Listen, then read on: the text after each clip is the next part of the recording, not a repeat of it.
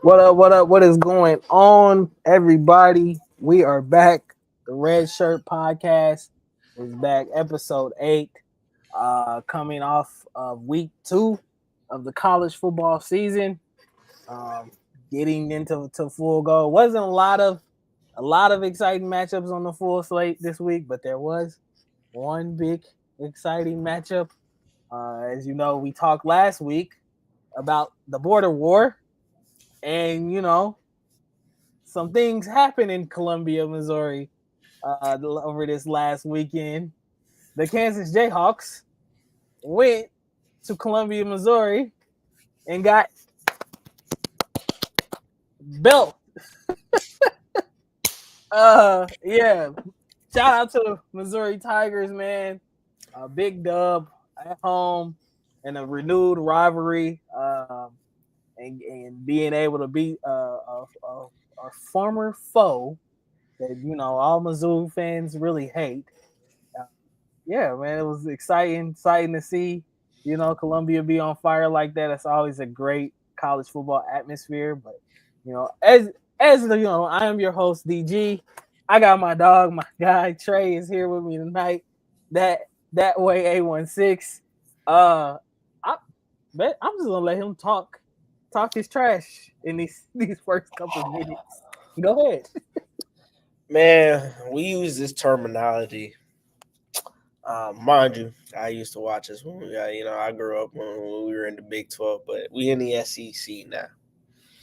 In the SEC, we say one thing. It just means more, you know. Uh, we sat over there. We played Kansas. Kansas fans, they brought out all the hype, all the talk, all the rah. We got Jalen Daniels, Lance Leipold. This is a different Kansas team. Ladies and gentlemen, I'm gonna sit over there now. We brought on our great legendary guest. Still amazed the fact that we got him, Gabe Diarman, and we really sat over here and we told them I I heard from a certain KU fan that we were trying to bring on the show. He said, Vegas really likes us. I took the money line. I listened to it and it was great. They tried to pull me into some little space, and they tried to sit over there and try to get me. I said, no, I'm not even gonna give you the satisfaction. I'm gonna sit over here and I'm gonna just say we gonna win. I hate KU with every bit of bone in my body. Anybody who knows me knows my very first game. The reason why I'm a Missouri Tiger fan. Back in 2007, Missouri versus Kansas. Of course, Missouri gonna come out to win. Of course. So, man, we let the little bros be little bros. When you play the game, you let them get out to a little lead. They start talking a mess, and you say, "Shut up." They only scored 10 points for 3 straight quarters. So it was cute. And they'd be like, "Oh, you were using the dogfight with Kansas." If you look at the total box score, Missouri double KU and everything. Total yards, doubles. Touchdown, whatever, touchdowns, double. Rushing yards. DG. This is an quote unquote inferior Big 12 team. An inferior Big 12 team don't rush for 3 yards. It was just that simple. Jalen Daniels, sure, I'll give you that kind of respect. Cool, he played good. Wasn't enough because my guy did better. Bo Prabula, I've been told people about Bo Prabula. Y'all think that though just because he lost the battle to Drew Alar, he's not good? Guess what? 30 for 39 for over 300 yards and 3 touchdowns. Say different. Sure, you can count in the fumble, but who cares? Ahmad Hardy, we've been saying, is one of the best backs in college football. He showed it. Shout out my, Jamal Roberts, our other guy, he go for it. They combined for over 200 yards. They combined. DJ, you want to know the crazy stat is, bro? They said those two combined had more rushing yards and had more total yards than the entire Kansas offense. I said, and this is supposed to be a team I was worried about. You thought it was a team. Y'all thought it was a team I was worried about. Anyway, shout out my guy Brian. We were at Tanner's out in KCK. We were watching the game. Oh no. Brian, when they went up 21-6, Brian kept it real. He said, "Man, I said, usually, he said, I'm not gonna get hype. I said, why not? Y'all up by 15. He said, I've seen this defense before. They get up to a lead, they start feeling good, and then they take their foot off the gas. He was right, because they definitely took their foot off the gas. Mr. Henderson, the Bama transfer, thank you for dropping the ball 3 straight times. Thank you. I appreciate that. Yeah. That last one was nasty.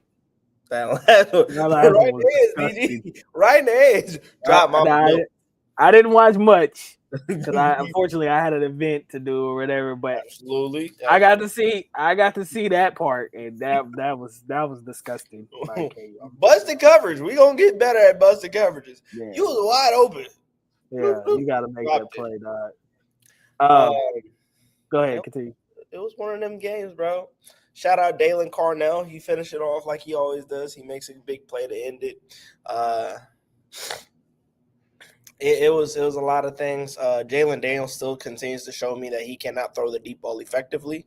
That rushing attack does not scare me at all. Ben said I don't really fear the rushing game. If there had to be anything, Jalen Daniels has to be Superman and potentially and some, because that's just how potent this offense is. I mean, Brett Norfleet, I asked about him last week. Brett Norfleet, 2 touchdowns. Look real Brett Norfleetish. We just all in all shout out my young bull, my freshman Donovan Alubade, 4-star out of IMG. Came up with a 4th and 10 first one-handed snag, DG. I'm talking defense on his inside shoulder.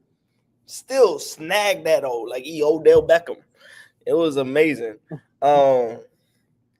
I think that this is one of the most potent offenses in all of college football. Is that just me being a homer? Is 600 yards, and I mean he's only had 1 turnover. Like Bo is very much. I don't know why in the world some people don't really have Bo in your early Heisman talks, but the kid has over 600 yards, 6 touchdowns, actually 6 passing touchdowns. He probably has like a couple. He's got at least 1 rushing touchdown. Like Bo is looking real good after 2 weeks. It's great. I love always beating the little bros. Missouri has now swept Kansas for the first time since 2011, 2012. Football beats you, obviously. Basketball beats you, obviously. And to top that off, I'm not going to get too much into basketball recruit. We got a 5-star basketball commit who was there, and he ended up committing that Monday. So, very much so. It was a great day. It was a great weekend for MIZ-ZOU fans. Play Mr. Brightside as many times as possible. I loved it. I think that our crowd was phenomenal. We love Mr. Brightside. I'm telling you this, DG. I was late getting to Tanner's. I'm listening to it on the radio. I can barely hear the commentator. I can barely hear him because this sound, MIZ-ZOU, Faroe Field, the zoo, is one of the loudest fan bases I've heard in college football. And we're getting a renovation, so that's going to start getting a little bit louder.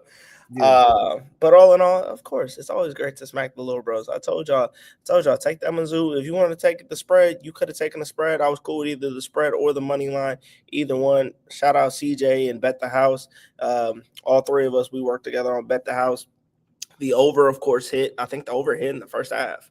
So that was easy money. All in all, of course, 9 times out of 10, who's the better team? It's the SEC team, of course, it's MIZ-ZOU. MIZ-ZOU. We 2-0. I don't ever want to hear nobody talk about Kansas football ever again. What Baker Mayfield said: stick to basketball. Stick to basketball. You're a basketball school. Stop trying to be a football school. There's a reason why you're in the Big 12 and not the SEC. You lost, you would be Vanderbilt. Yeah. I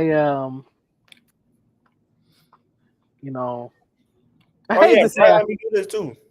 He done me. I was gonna say I hate to say I told you so, KU fans, but go ahead. I tried to tell you this is just this is not your sport. I understand the excitement Oh, we beat Fresno State. Oh, we beat Wagner. We're 2-0 going into this game. I told you, by come mid-October, basketball season will be starting for KU. And all this football talk will hopefully go away. You might win 6 games, you might luck your way into another bowl game or whatever. Maybe like the New York State Iron Bowl, something. The The Pinstripe Bowl, the Cheez-It Bowl. Bowl, the Cheez-It Bowl, one of those bowls, What were they in? The Guaranteed Rate Bowl? Yeah, the Guaranteed Rate Bowl, whatever bowl. Rice Bowl, Chipotle Bowl, Chili Bowl. Chili Bowl. Yeah. One of those bowls you'll probably be. Cupcake Bowl. It's just one of those things where you gotta know your lane. Know the lane that you need to be in. And football and KU just doesn't mix. It doesn't go together. This isn't 2007, and I know 2007 was a magical year. Went to the Orange Bowl, whatever, BCS, whatever. You still lost to Missouri. Again. I don't know where you're going, where you guys are gonna go with this.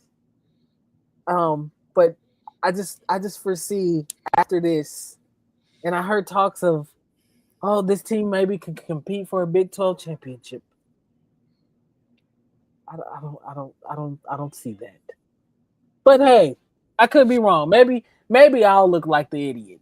Maybe KU will prove me wrong and make me look like the idiot. But I highly doubt so, because usually I'm right about these things. Exactly. And I think the biggest thing about this, DG, is I think there's another thing. I heard from another KU fan. We very well known. Go ahead, put the chat up on the screen.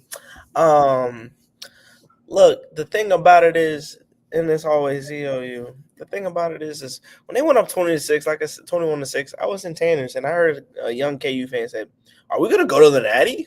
Shut up. And then I heard from the Natty, brother. I was I'm like, are you watching Oregon right now? Like, Oregon might make the Natty, but Kansas? Yo, anyway. And then a certain somebody wanted to say, well, you at least got to give us respect. Missouri got to respect us. You want me to respect you for one quarter? You want me to respect you for one quarter? Cool, congratulations. You went up 21-6. What happened to the second, third, and fourth quarter where you only scored 10 points? Yeah. The national championship is crazy. That is wild. Yeah, put up D-Max on one.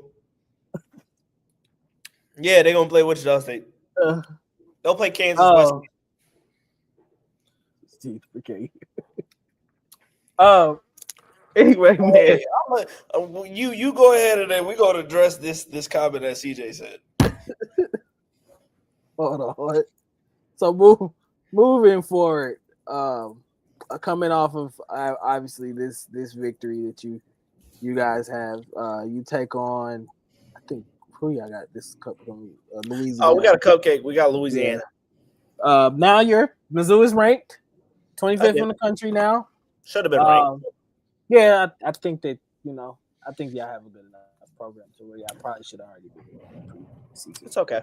Rankings, in my opinion, but I guess you had to prove the AP voters, that you deserve to be up there. Projecting going forward, where do you see this team ending up if you had to give a prediction right now coming off of this performance? I already said that. I mean, it didn't. When I said we were going 8-4, I said at the lowest 8-4. One of them 4 losses wasn't gonna be Kansas. I knew no matter what, we were not gonna lose KU. Right. I'm not sold because again, I expected us to win. I don't like it was a lot of the stuff is like it was more of a test run. It was a great test run. I was glad we played Little Bros to beat them. Um, but I mean, it's still the same thing. I say if things don't work out, we'll be 8-4. If things do go right, we'll be about 10-2, 11-1. But I mean, it's like for right now, I'm still leery because we still got to work on our DB. We still got to work on our DB core. Um, we had busted coverages. Like Kansas did not play better than us in any aspect of football. In any aspect, they didn't beat us. Um, it was that kind of thing. You can put up CJ's thing about the refs cheating. I absolutely do. There's a reason why they're not going to have a game this week. Uh, they dismantled that crew because they're actually Big 12 refs. They try to make it even, but I can see through the bull. Uh, but we got a lot more things to improve on. I think our defensive line looks absolutely solid. We got 2 Georgia transfers, and they're really showing up to the party. Darius Smith, he really showed up. I'm going to credit him for the sack, even though they're going to call it face mask. It wasn't face mask. Damon Wilson, he showed up. It was great. Josiah Trotter is the guy that we're all going to talk about because Josiah Trotter is absolutely coming in. He came in from West Virginia. He came in and played for us, and he's looked phenomenal for the 2 weeks he's played for us. He's looked amazing. I'm so happy that he's got 2. He's got this year, next year. He's got until his junior year, so he's got a little bit of time to play with us. It's going to be a fun time. I think that we still have some things that we need to improve on. Drink said it. We got to improve on busted coverages, but I think all in all, Bo looks amazing. I love the fact that how Bo looks. I was listening to my group chat. I was listening to the MIZ-ZOU group chat where we were having that conversation of, is he already better than Brady Cook? Brady did something that we haven't gone through for a minute, but I will say I think that if Bo was on this team, do I feel like he could have potentially give us similar production? Probably. I love Bo. I think that he's going to be great. I think that honestly, offensively, outside of the offensive line, which they got again, they start off rough, but then they improve. We get better, but I mean, as time goes on, I think that we still got to clean some stuff up. Louisiana is a good test to see where we're at, and we're getting ourselves ready for South Carolina. I'm not going to overlook Louisiana. Of course, I'll say that there's a come game. We're not gonna overlook them, but this is definitely a good test for us to get ready for South Carolina in 2 weeks. Yeah, that's what I was probably going to get you to go. It seems like to me this is probably a pretty build up of that highly touted test that you guys are going to have with South Carolina coming into Columbia here in 2 weeks. Yep, 2 weeks. So will that be your, I guess you could say, peak of knowing if this team can compete for a SEC title? Or absolutely, I agree because it's like South Carolina. I'm going to give respect to South Carolina because I think Coach Shane Beamer, he's done a great job of getting South Carolina back to the way that they were used to be. Lenora Sellers, he's a great player. Nick Harbor, he's a speedster. Everybody knows about Nick Harbor. I think that they have a great offense. They're not a team to overlook. They're ranked for a reason. I think that if we're able to take care of business, again, stay healthy, do what we need to do, dominate, take care of business, get ourselves ready for South Carolina. We were really good. We can really go from there. The fun part is that they flexed that MIZ-ZOU game to a night game, so now it's gonna even be louder because everybody knows if you go into MIZ-ZOU in the daytime, you got lucky. If you're in there at night, good luck to you because that fan base is absolutely insane. But no, I definitely think that this is the game to get us prepared. I think that if we beat South Carolina, I think that we're really going to put we're going to put college football on notice. And I think that that's going to definitely put media eyes on us and say, okay, maybe this team is a college football playoff team. Because if we take care of that, then we got UMass, then we got a bye week, then we got Bama. That's that's. I mean, if you beat South Carolina and you're able to do it, I mean, I could care less what the score is. If you beat them, and then you go on and you play UMass, and then you're getting ready for Bama. I mean, this is an important few weeks, but all in all, I think that right now I'm going to be focused on Louisiana, but I do believe that if we're able to beat South Carolina, a lot of teams are going to have to a lot of fan bases are going to have their eyes on us back again. Yeah. Speaking of which, let's take a look at the full landscape of the college football platform. The new AP Top 25 it recently came out. Took a little bit last week, I think, just because, like I said, they had to probably take 2 weeks of football and put that all together. But this is the new Top 25. As you see, MIZ-ZOU is now at 25. I think Oregon and Miami, or Oregon and Georgia, they switched spots. Yeah. Oregon had a real big victory over Oklahoma State, beating them 69-3. Embarrassing for Oklahoma State. Florida State cracks the top 10 after a couple really good wins. One win against Bama, and then I think they just smacked the ever-living mess out of. Who was it? It was so bad. Tommy Castellanos didn't even play the second half. Yeah, so it seems like Florida State is definitely back at this point. That program is back to where they were before. Oh yeah, UCF beat somebody. Oh, East Tennessee A&M.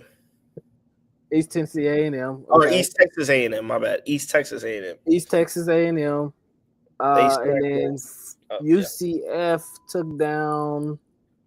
Who did they take down? They had some. There was some games there was some really scrappy games that make you say, "What the heck?" But it's. I think that we. I apologize. Yeah, it was Florida. Yeah, Florida. No, USF. USF beat Florida. Yeah, that's USF. Yeah, USF beat Florida. Yes. In Gainesville. Yes. Which is wild. Yes. I didn't really get to watch a lot of these games just because, like I said, I was DJing an event over the weekend. But I was keeping track over my phone the scores. I definitely was shocked to see Florida lose. This was easy. After we watched the game, we turned our head and we're like, USF is down by 1 to Florida, or they're down by 1 point to Georgia or to Florida, and then they went down. Clemson had a scare against Troy. I think that people were kind of had their eyes on LSU because they didn't immediately blow out La Tech and they only won by 16. It's one of those wild stuff. It's just really crazy. I think that it's wild when somebody says, because before our game, I was watching FSU, and actually, no, I wasn't watching FSU. I was watching who was on ABC. I was watching you guys, and I was in the FSU space, and they said, "Oh yeah, Tommy's not even playing in the second half." Huh? Yeah. And they proceed to absolutely thoroughly thump. They just said right on. It was insane. Yeah. On East Texas A&M, it was bad. Yeah. Florida State definitely seems to be fully back at this point. I don't want to say that maybe too early, but they definitely seem to be more than one of the competitive teams in this. Yeah, we'll see how things go against the Hurricane, who obviously had a good victory over the weekend as well too. Anything that you would change about this top 10? Because I'm pretty consensus. I'm pretty content with it. Somebody mentioned, be like, why is Notre Dame top 10 and they still haven't won a game? And then I forgot they were off this week. Yeah. But I mean, I don't really see anything change. Ohio State, why y'all have to do Grambling like that, bro? Like, I get it, but y'all ain't have to do Grambling like that, bro. Hey, Grambling got paid, man. Yeah, I mean, Grambling got paid.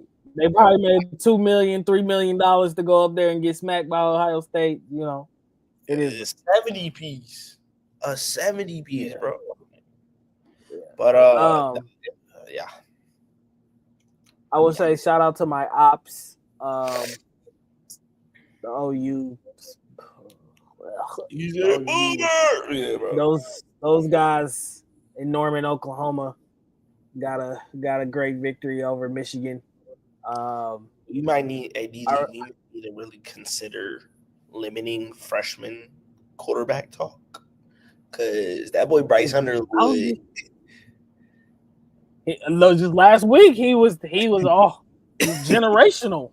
He was just generational last week. Now the tone ain't the same thing. I didn't see the same quotes on the timeline this week. He was generational last week. That's what they told me. You know? I mean that's what I saw. When I saw him drop back, I'm like, Yeah. Michigan. I will say, I think we could see the powerhouse of Michigan falling right now without the Jim Harbaugh effect. So we'll see how things go. I know that there's a lot of hype around Bryce Underwood at this point in time, but I think that still him being a freshman, still a lot of growth there, opportunity to get better for him at this point. So I don't have too much lofty expectations for Michigan right now. So. yeah, they just really didn't look great. I knew it was going to be a sloppy game, but I didn't expect LSU to look as bad as they did, and it wasn't a good look at all. I think that Sharon Moore has a lot more that he needs to show off, or he needs to prove that he's going to be one of those guys, because there's no way in the world that you're sitting over here looking at it and say, okay, Michigan is 7-5, we're okay with that. Yeah, you beat Ohio State, but you still went 7-5, and now you're looking at it, you're 1-1. So you've won eight. You won 8 out of 14 games, or 8 out of 15 games. Like that's not a no 14. Never mind, 14. It was just that's not a good look. Same thing goes for Bama. I'm not high on Bama. Like you went up 2 climbs after smacking ULM by 70 points. You want to be ranked 2? Yeah, I'm not high on Bama either. I think I would say, as far as the two programs, Michigan and Bama, I got a lot more faith that Michigan is probably going to end this season being highly more competitive than Bama will be. I'm sorry. I told Bama fans once Nick Saban was gone, the sky was going to start falling. And I think you're clearly seeing that. And as much as I think Kalen DeBoer is a great coach, I just don't think he has control over that program like Nick Saban did. I don't think. We'll see where it goes from here. I'm gonna be like you right now. I'm gonna try out. DG, you want to know what the worst thing to do is? Is try and be the coach after a legendary coach. Yes, I said that. When you try to be the coach, can he replace what Nick Saban brought to that program? And I just think it's hard to do that. It's a lot of pressure to come in behind a guy who's like 8 national championships while he was there.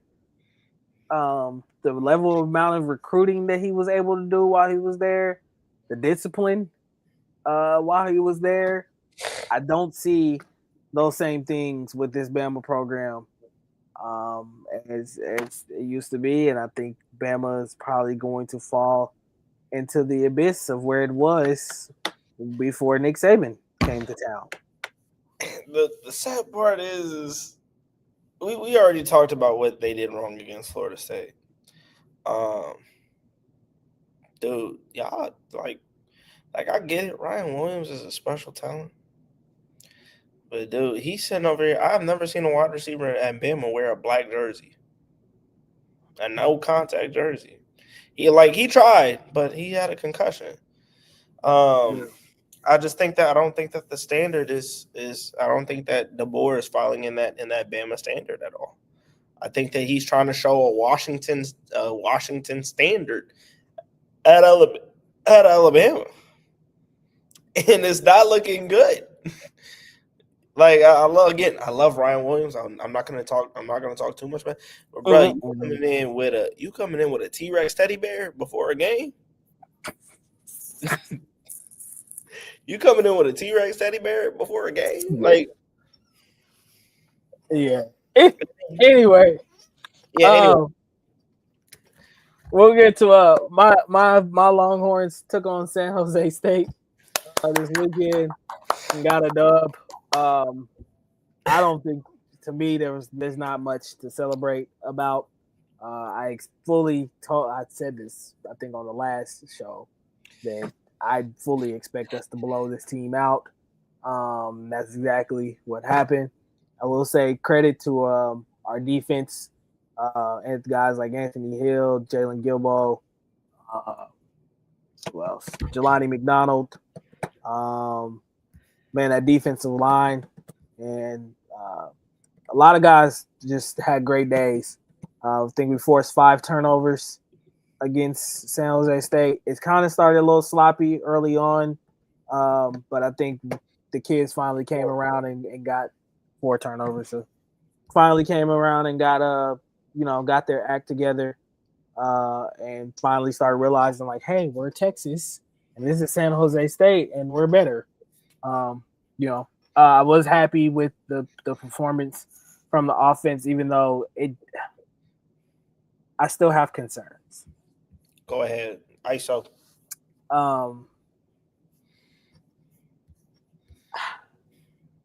I don't want this to become a thing where we have to rely on our defense to create field position for us.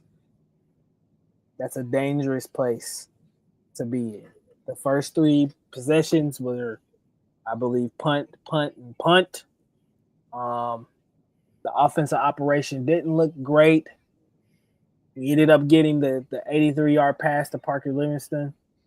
And that kind of opened the floodgates for Texas and started kind of getting things going. And then after that, the turnovers kind of started happening. I think San Jose State just kind of self-imploded and just started realizing, like, yeah, there's nothing we can really do against these guys.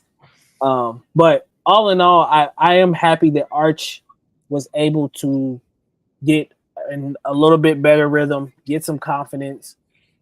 He had some throws that you can clearly tell, like I said, there's flashes of this kid can really get it. But there were moments also where, again, mechanically, he looks off. And I'm starting to get a little bit more concerned that it may not just be his mechanics. I'm concerned that he might be hurt.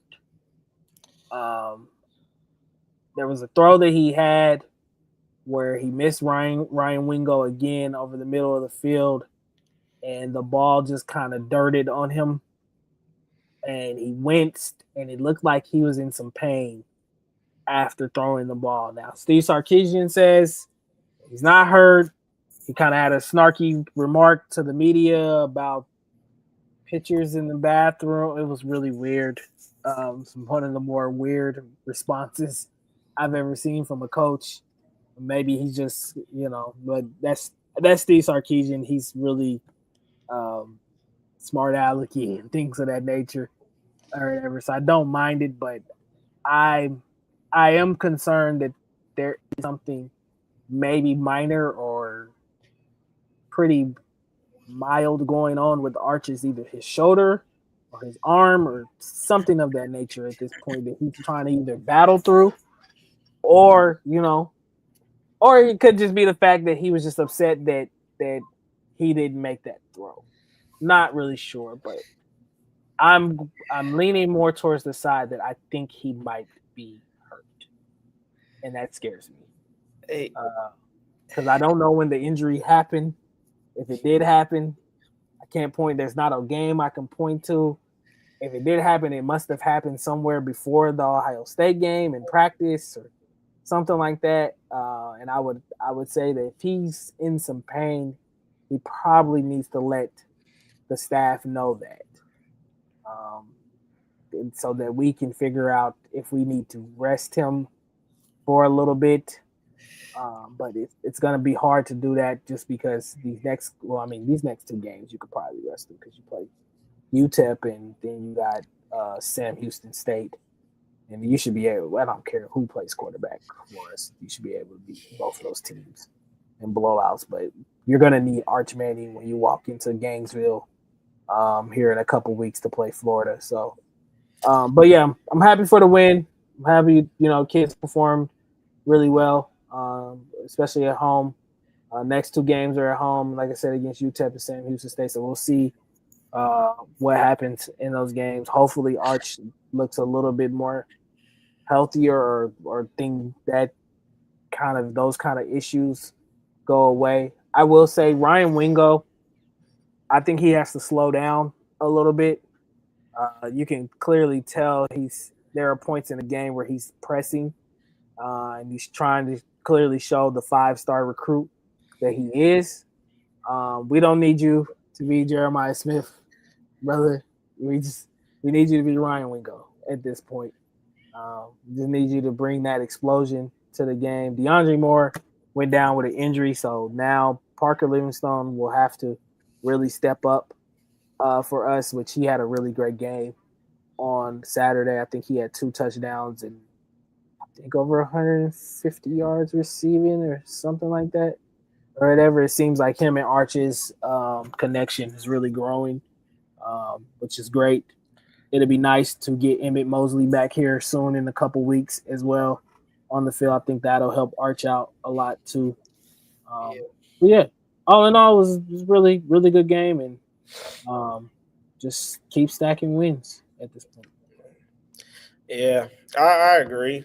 I watched a little bit more. I didn't watch a lot. That game shouldn't have been on ABC. Yeah, it should not have been on ABC, brother.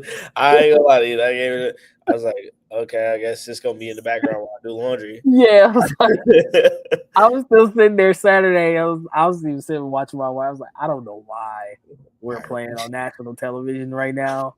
We should be on like SEC Network or Longhorn Network, you or something like that. I don't know why this game is being national. I mean, I guess because of the Arch Manning effect or whatever.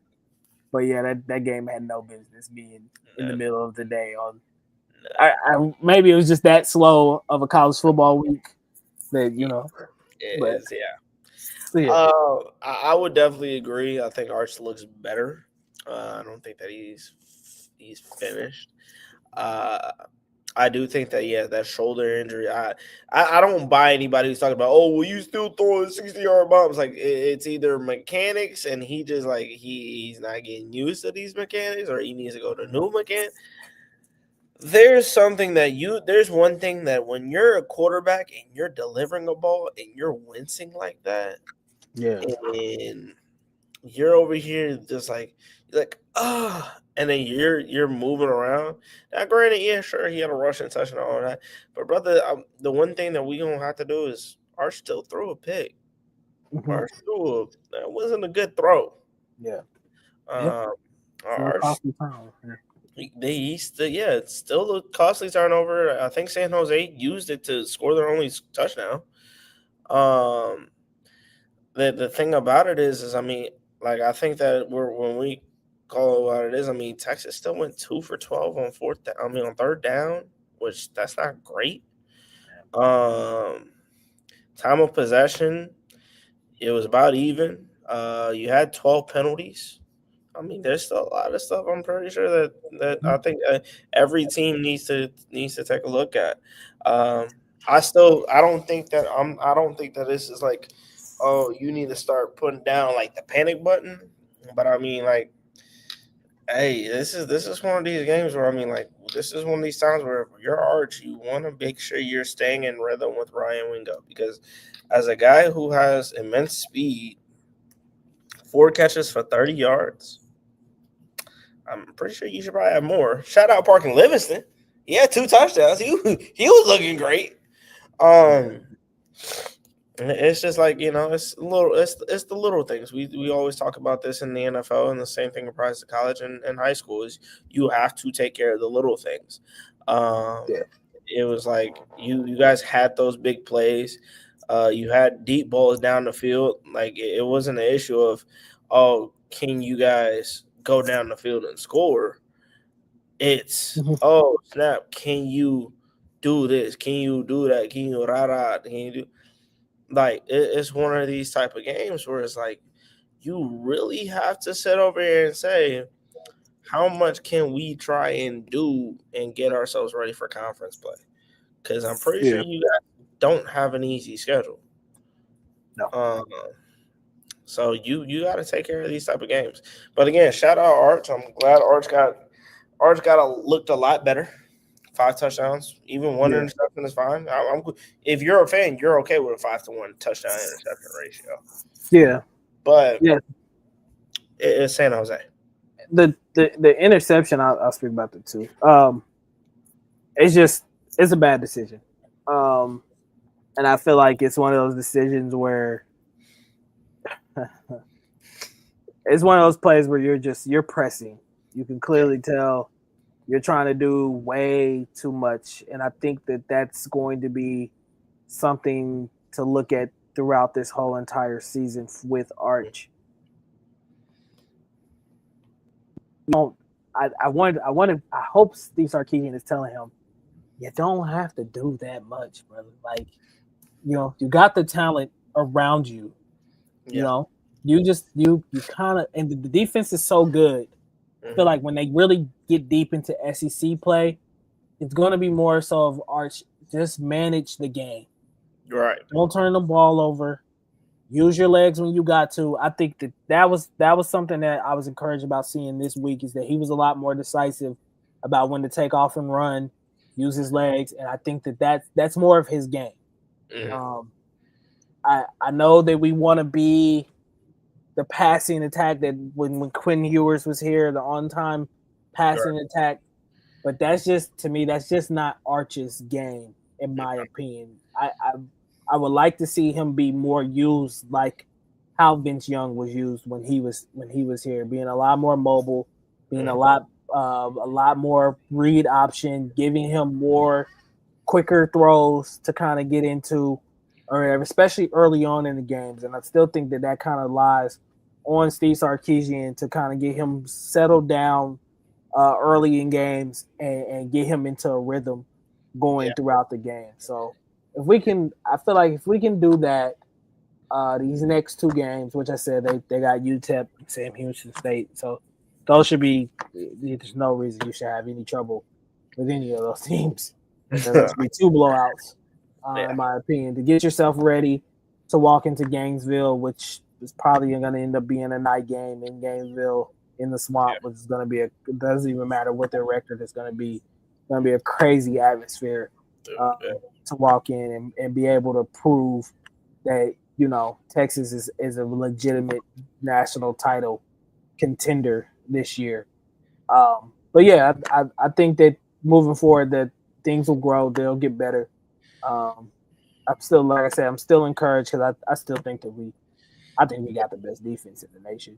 I don't think I know a lot of people out there probably want to maybe put Georgia or maybe Ohio State or whatever. And I wouldn't argue against any of those teams or anything like that. But I just think as far as a full unit on all three levels, from the line to our linebackers to our secondary, I don't think there's a lot of teams that can compete with us in that aspect. So I think that's something that'll carry us throughout this season. If we can just, like I said, if we can just get Arch and the offense to realize it's not going to take a lot. You don't have to go out there and put up 35, 40 points a game or anything like that to beat a lot of these teams or whatever.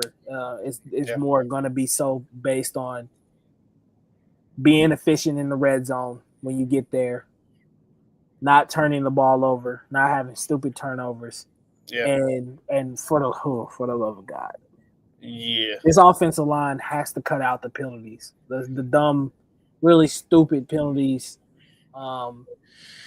Brandon Baker, I understand Brandon Baker is a new unit pretty much. The only returning starter was DJ at Yeah. this point. So, but yeah, Brandon Baker has got to learn, man. Just let's not have the penalty. Yeah. Like, we can do that. I feel like this team will be fine, and they'll be able to really compete for a national title this year. For sure. Oh yeah. It's the little things. I think it's early. I don't think that will, no fan unless you just looked absolutely horrific for the last 2 weeks. Or if you might be Bama, because Bama has a standard. Right. I don't think anybody needs to really be tripping. I think that of course you got exclamation points, you got question marks on there, but I mean you're in week 2. Yep. Some people just played their third game of the year. Yep. But I mean it's too early to tell. I think it's too early to tell. But I mean again, you take care of it now because you don't want to take care of it when it comes October, November, and December. You're trying to make that push for college football playoff. Let's look ahead. Moving into next week. Week 3 is coming up. Obviously, some good top 25 matchups. Oh yeah. We get Georgia and Tennessee. At 2:30 on ABC. Also South Florida and Miami. South Florida is 18th in the country. They take on Miami after coming off a big dub against Florida. So another big test for the South Florida Bulls at this point to see if they can give them boys sneak into being in a CFP contender at this point. So I think Miami's kind of got a little bit of a match on their hands. That Georgia and Tennessee game should be a pretty good game. I still fully expect Georgia to win that game. Yeah. But still, I know that's kind of a hated rivalry at this point. So that game should be a lot of fun to watch. So it was a little bit more excitement this week. Last week was really kind of dull. Outside of the MU-KU game, and probably Michigan and Oklahoma, which I didn't get to really watch a lot of. I was at a bar. Yeah. I'm trying to look and see if there's any unranked. I think USF Miami is going to be a good one because especially if USF is feeling that good, they're feeling that competitive. They're going to say, "Hey, why not? Why can't we just do it again all over again?" I think that's going to be something that teams are going to be looking at because if USF can go back to back, like how crazy this would be. Like we were talking about Bama fans when they lost to Florida State. The next one up is Miami because Miami got expectations. You got Mario Cristobal, who's you're expecting him to really show that he's the coach for the Miami's future. Yep. If you go and you let USF win back-to-back games, you're looking at this completely differently. Yep. You really have to have that look of where are we at as a program. Yeah. And if USF wins, USF got a major thing to put on their shoulders when it comes time for the committee to say something. This might be our G5 for the college football playoff. Yeah. Yeah. Florida takes on LSU. Florida looking to bounce back after a bad loss to South Florida. But going to Death Valley, not going to be easy. Get this. It's Death Valley at 6:30 at night. So you get prime time Death Valley. Hold on. Wait a minute. Wait a minute. Yeah. I'll definitely be tuned in to see that one because I haven't gotten to watch DJ Lagway this year. I did get to see Garrett Nussmeier play earlier this year, so that should be a good quarterback matchup to kind of watch out for. Texas A&M takes on Notre Dame. Notre Dame coming off a loss to Miami early on in the season, so trying to get in the win column with the Aggies coming to town. So South Bend at night again. 6:30 kickoff for that game as well too. So we'll be watching Definitely Florida be and right. LSU, and I'll be flipping back between that and Texas and Notre Dame as well too. Saturday's gonna be a jam packed, bro. You got We, college football we and got some ways. the biggest boxing match of the year in Oh, wait. Canelo and Bud Crawford. So it's gonna Hey, be a Bill, lot going on I'm, Saturday. DJ, we got some conference games already. Like Yeah. I'm looking at it too. I mean, you got Arkansas, Ole Miss. Arkansas is a team that they feel like they should be ranked right now. Mm-hmm. Uh, I'm looking at you got Florida LSU. I think that like what you said, I'm excited to see DJ Lagway again. I think and I want to see how this LSU defense is, especially in Death Valley. That game is gonna be interesting. Um, Yeah. the other one is All Vandy, fast. South Carolina. Yeah. Yeah. Yeah. I Vandy, South Carolina should be a good one too. Diego Pavia is saying, look, Mm-hmm. what y'all saw last year was not a fluke. Right. I can do it again. And if he does that to South Carolina, we're looking at MIZ-ZOU, South Carolina completely differently. Yeah. For sure. For sure. Let's pay some sponsors, man. Let's get pay some bills. Underdog Fantasy promo code Kingdom Cast, man. Got a lot of good promos going on. The NFL season is underway. The college football season is in full effect as well too. MLB is coming down to the home stretch for the playoffs for them, and also you got the big fight between Canelo and Bud Crawford this weekend. So a lot of good things to go over there and play. Underdog is the best place to play daily fantasy sports and win prizes as well. They got a lot of good promos going on right now. And as you see, you can use our promo code KingdomCast to get $1,000 match on your first deposit. And I think if you play five for new users, if you play $5, you get $50 in bonus credits at this point. So go over to Underdog, man. Tell them the Kingdom Cast sent you, and sign up, man, and and Hey, test your luck. You hey, know, look, DG, they sent me the noti. They said, we're bringing no sweaters in. I said, a no sweater? no sweat. Yeah. They always got some good promos over there, man. So go ahead and go check them out. Like I said, NFL is under full way. And speaking of NFL, man, Friday game day box. Chiefs Kingdom, man. Big game this Sunday. The Philadelphia Eagles walk into town for the Super Bowl rematch. And what better way to watch the game than to go to Wings and Things and pick up a Kingdom Cast game day box? $28.99. You get 10 wings, 10 tenders, and a large fry. You could be the best person at your game day or at the tailgate if you're out at the stadium or whatever. You could be that guy that said, hey, he brought that game day box. He's a genius. Look at him. We should all be like him. We should all go to Wings and Things And get and that. get a game day box. Go get Trace it. had one. Oh, I'm yeah. gonna get one. Oh, yeah. And hey, if you're looking for, like I said, the fight is this weekend as well too. Looking for something to bring to fight night, Oh, yeah. Wings and Things. They got Hey, you covered. look. I can vouch for it myself. We've had plenty of fight parties where we went and gotten wings, and they're phenomenal, man. So Oh, we yeah. got a lot of different flavors as Oh, well too. So hit up Wings and Things, 5800 Truce, true. Kansas City, Missouri. You can't miss it, man. It's right there Okay. on Truce Avenue. So Okay. go up there and tell them Kingdom Cast sent you, and order me a 4-piece Get you. lemon pepper Yo. with a large strawberry on the Large side, strawberry. Yo. Get you a large strawberry. and bring it to my crib. Oh, Okay, yeah. I Look. won't tip you. Look, DG, you feel me? I sat over there. I'm like, dang, we need a pregame meal. We about to head over to Excelsior to go play them boys at Excelsior Springs. Uh-huh. And I was like, dang. And I was like, hold on.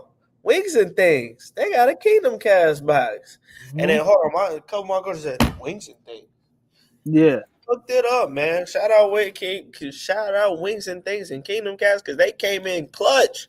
Yes. We went ahead and got 2 boxes, and we, you know what I'm saying, me and other coaches, we grubbing, man. We got a little barbecue here, we got a little country fried here, a little lemon pepper, and we got a little Thai. Man, we smashed that joint, and every coach was satisfied, and we went on and had the dub, man. Yeah, man.